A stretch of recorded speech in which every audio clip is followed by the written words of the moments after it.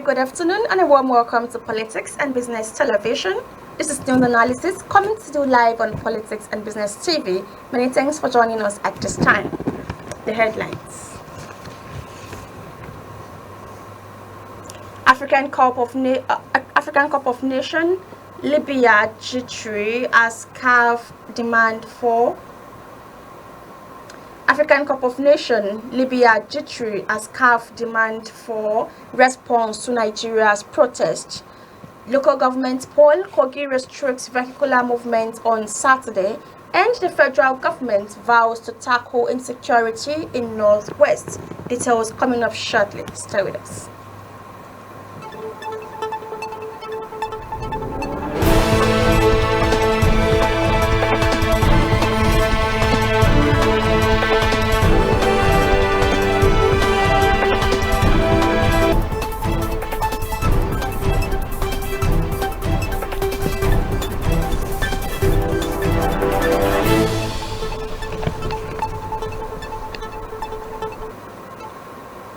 Welcome back. My name is Amina Idris. Now the news in full.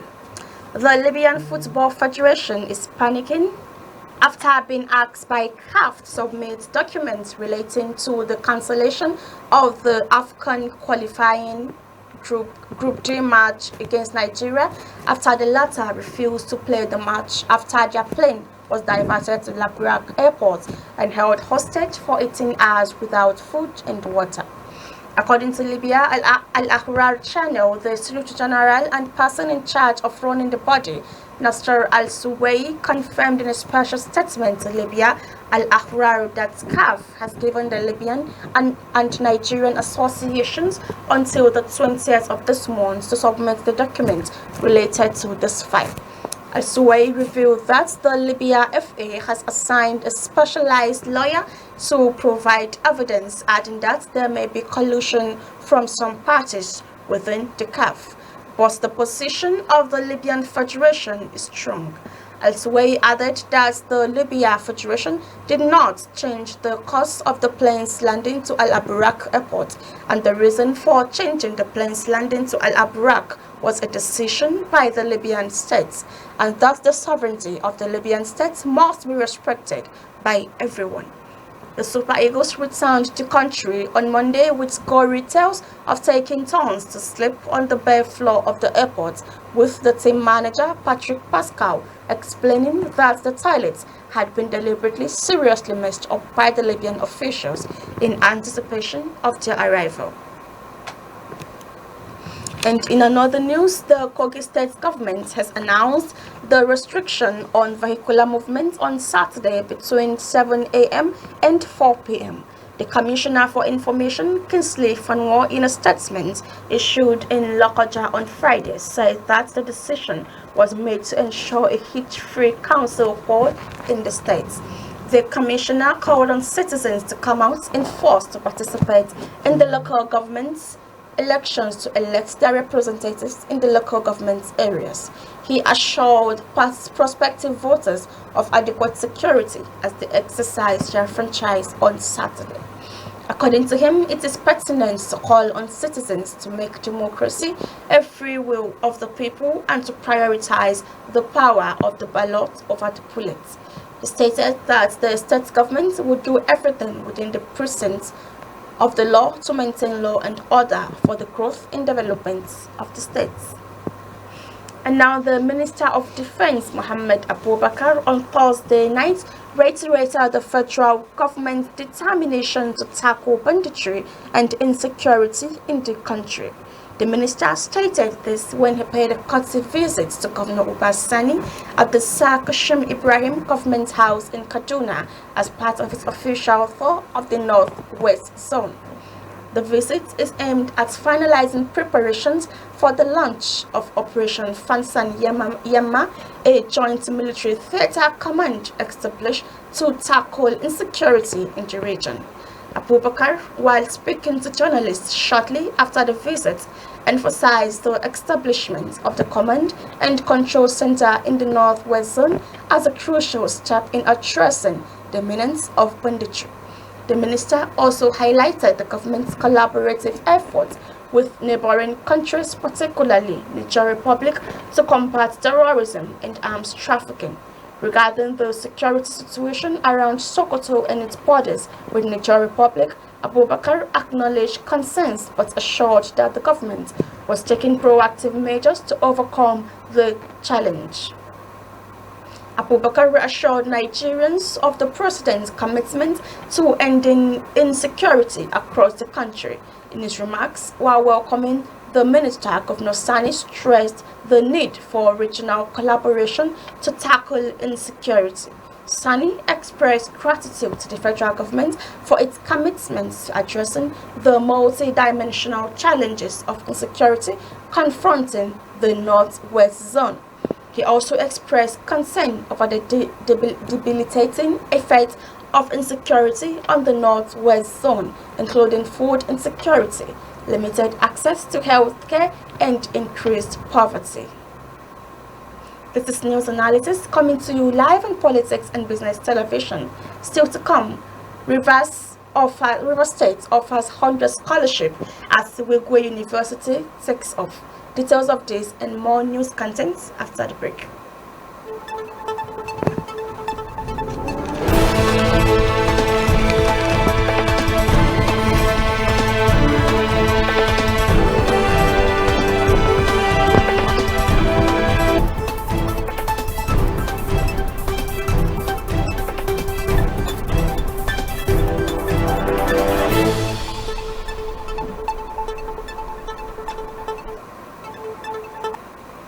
Welcome back. It's good to know you're still with us, and this is news analysis coming to you live on Politics and Business TV. Moving on, Rivers State's Governor Siminalayi Fubara has awarded a scholarship to 100 students of the Wigwe University Ishopo in the Ikwere local government area of the state.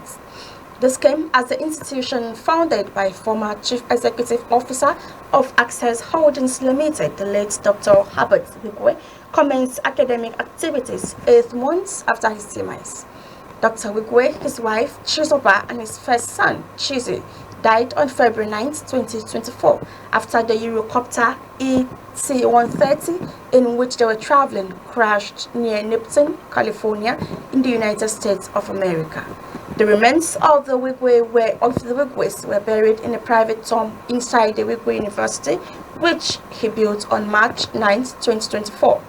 After his passing, there were palpable fears in some quarters that the university may not take off as planned.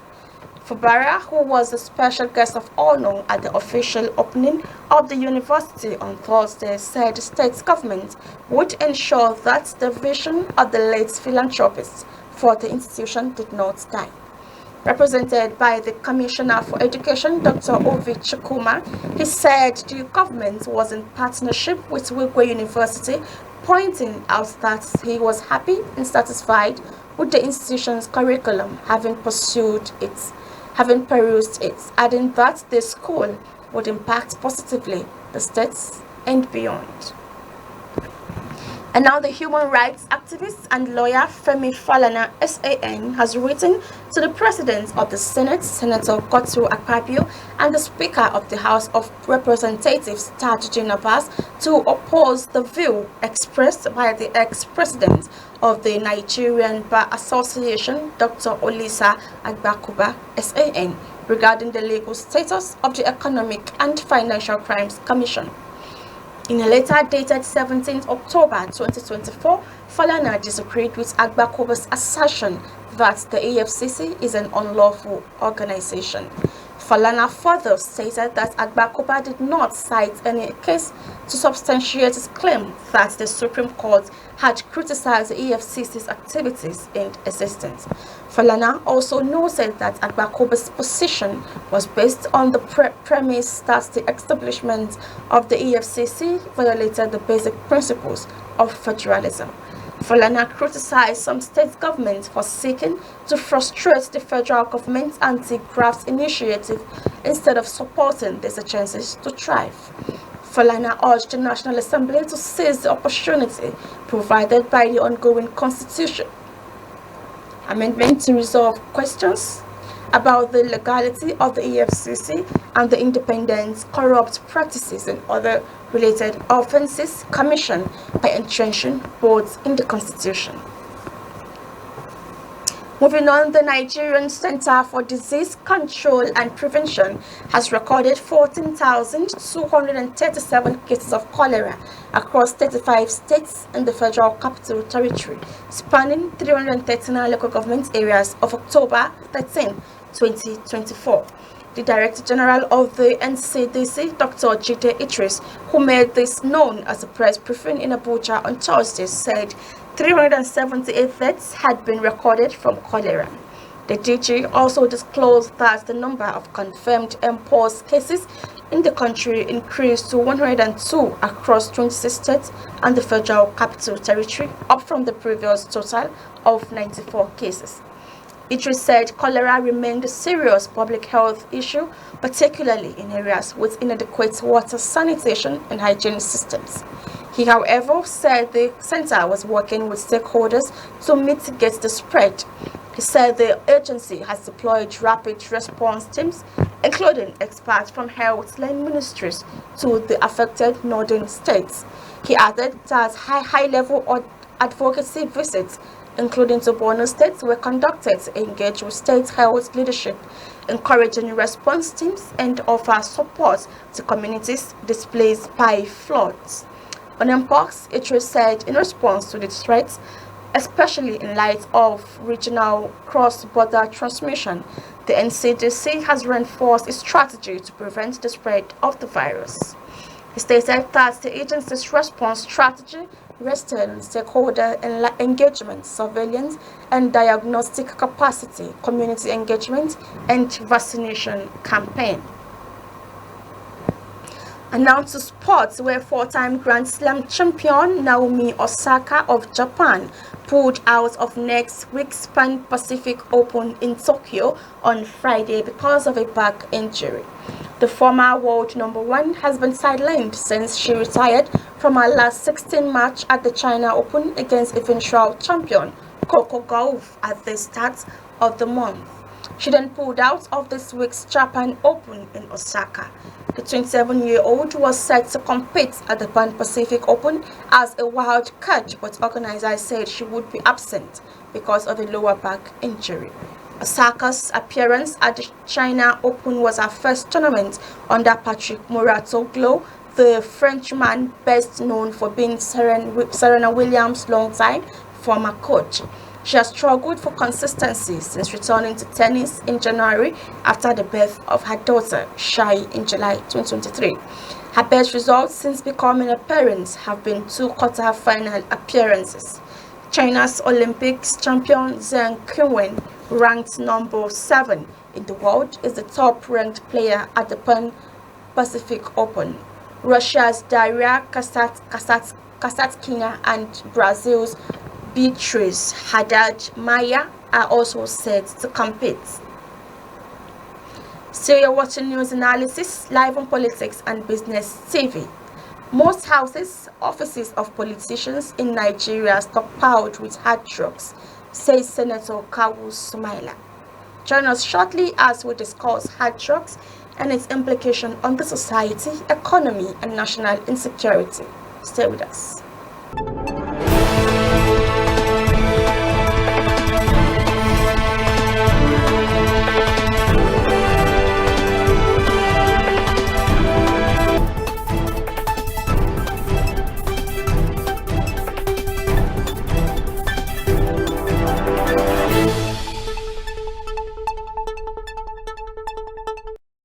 Welcome back. It's good to know you're still with us, and this is news analysis coming to you live on Politics and Business TV. Now, the senator representing Kano South in the National Assembly, Kawu Sumaila, has indicated that many politicians in the country harbor hard drugs in their homes and offices. Speaking on Tuesday while contributing to a debate during plenary on the general principles of a bill seeking to establish a National Institute for Drug Awareness and Rehabilitation, Senator Sumaila said the drugs are usually stockpiled by the workers. He added that he could take the Senate's leadership to houses and offices of political leaders where mountains of hard drugs are stockpiled. The lawmakers said politicians and appointees should be made to go through compulsory drug tests before elections and appointments.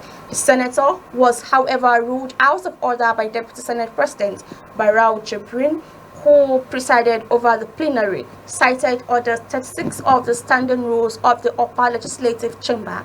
Jibrin said, "Your contribution is not relevant to the subject matter." The bill is sponsored by the senator representing Kano Central, Hanga Rufai. Now, joining me to discuss this topic is Dr. Sani Aliyu, Commander General, Neighborhood Enlightenment and Safety Organization, NESO.